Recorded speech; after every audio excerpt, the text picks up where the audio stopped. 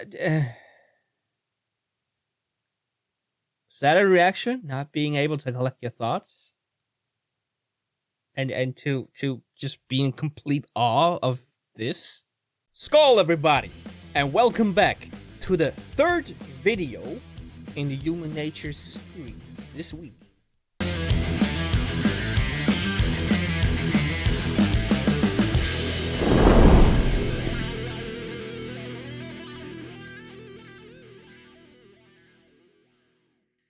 So today we're doing Shoemaker, and Shoemaker is a song that I needed to investigate.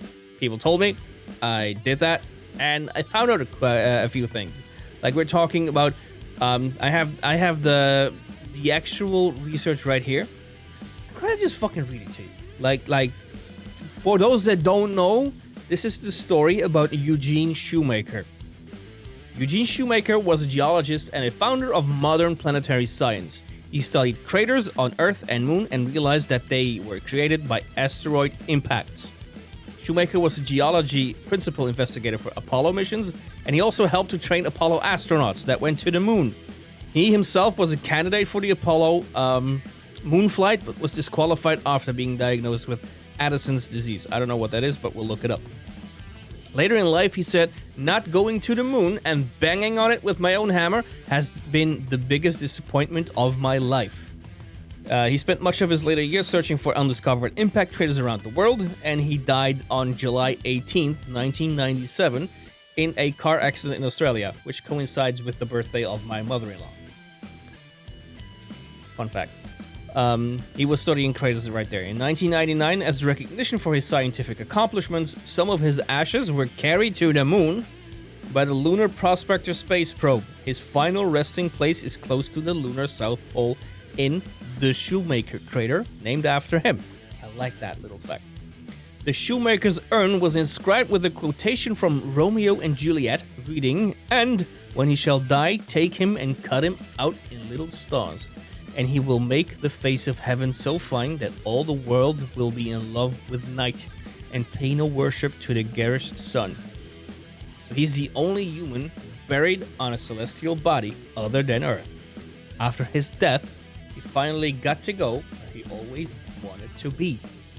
How cool is that? To be the only human buried not on Earth, basically. The one place where he always wanted to go. I love that fact. And I think it's scientists like that, or scientists in general, that deserve a little bit more recognition, right? So, the fact that Thomas wrote a song about this guy, I just love it. I just love the fact that people actually study and give us valuable insight in nature, in whatever field they're in, get some recognition. I like that. I like it a lot. And now we're going to react to the song. So sorry for talking a lot. It's about time we react, right?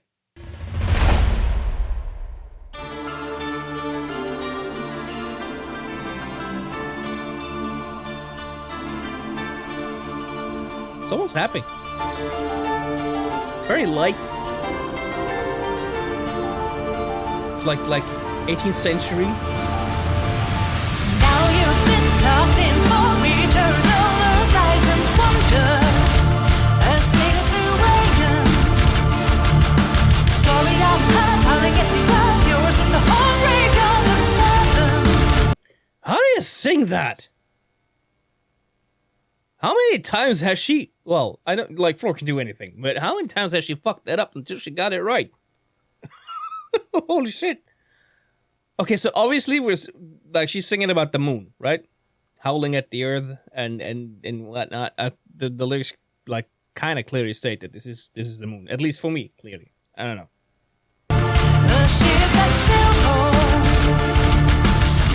Face of the night. I want to sing with you. Your home now outward touches with every dreaming creature. We want to come with you. Here I came to be. That's Troy? And Marco? It's all three of them. On the little stars. Caught in Little Stars, that's that Romeo and Juliet quote. We all wait the July beauty, which is worth the hunting. We're coming to join you. Hope revive for a lifetime to rekindle the human spark in love of the night. Is that? I think what is being sung about is the discovery of, like, no, not so much discovery, but the quest for knowledge about where we're coming from, what is the moon, what is space, what is science in general. I think that this is what he's hinting at in the lyrics. Kind of cool. Now you've been tucked in for eternal Earthrise. So, like, this is from a scene from the moon. Like, there's an eternal Earthrise instead of a sunrise or whatever. So, on the moon, you will see the Earth rising up. Dude, that is so cool. But are we, like, now I'm wondering, are we talking about, like, from the perspective of Shoemaker on the moon? Because, like, you kind of feel that has to be it. Or are we actually, like, talking about the moon itself? I think we're talking about Shoemaker being on the moon and he having a eternal Earthrise. Kind of cool. I love that. tucked in for eternal Earthrise and wonder. A sailor through Sailor Through Aeons is the moon, right? story now howling at the earth. Yours is the whole star at the heavens of myriad endings. Here I came to be. You're reaching to All three of them. the far. On the stellar sea, cut in little stars.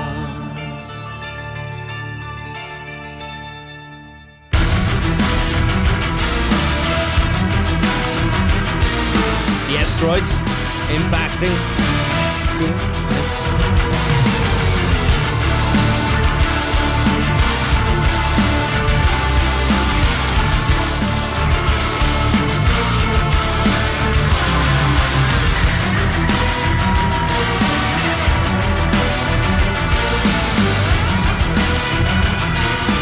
That sound in the background.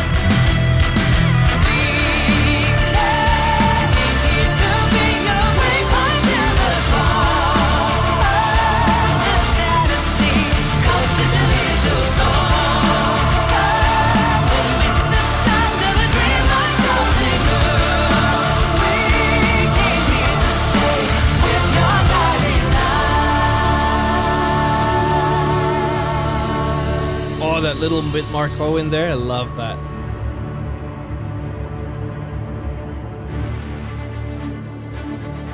Building up to something.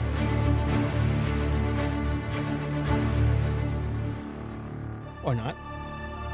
And when he shall die, take him and cut him out in little stars, and he will make the face of heaven so fine that all the world will be in love with the night.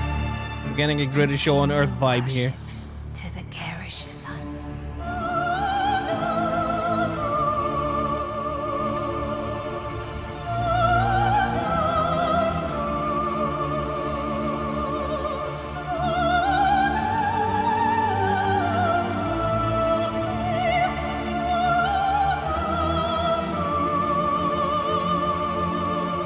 Beautiful.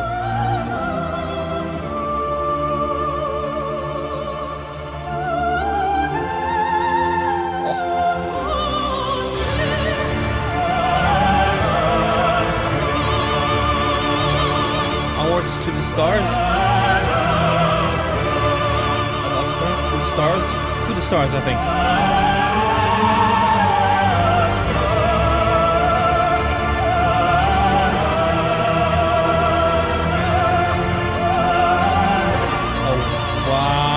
This shot.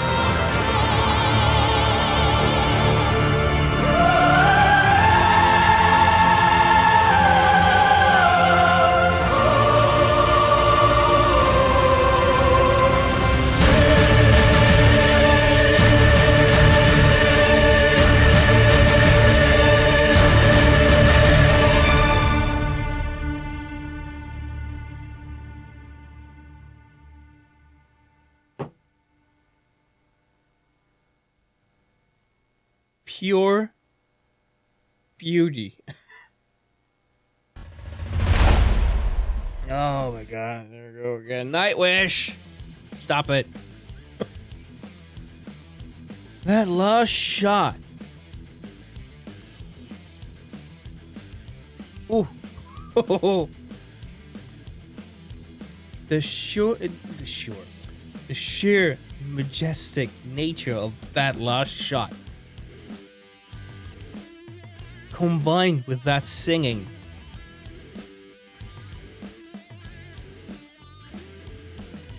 Damn.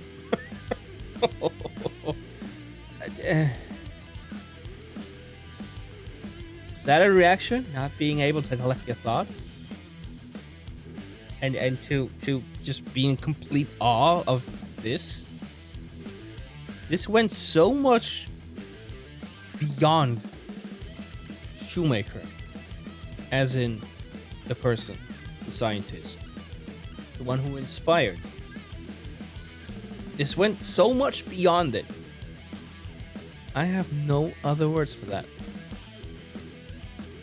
Yet. Maybe when I'm editing. It's like one of my biggest regrets of being born in this time is that I am too...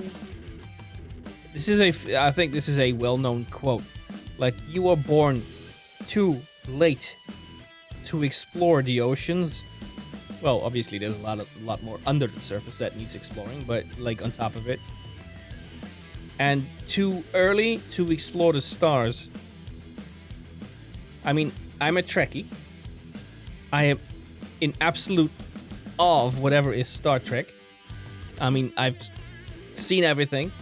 I haven't read everything, but I will. What I can find, obviously. Like I've met some of the actors. I've met William Shatner. I've talked to William Shatner, aka the real Captain Kirk, and a few others, like from Deep Space Nine. I've talked to a few of them. They're all amazing people that found a love for Star Trek, and they sort of immersed themselves in the science as well. Some of them, so some of them are quite knowledgeable. But to not be able to join people like that on actual missions, like on a Starship Enterprise or whatever, that is something that I wish I could do, but I'm born too early. So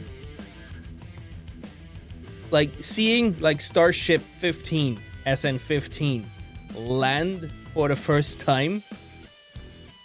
I don't know if any of you saw that, but Elon Musk he just flipped, basically, well, him and his team obviously, but they flipped a rocket falling down 10 kilometers and it landed and it didn't blow up this time.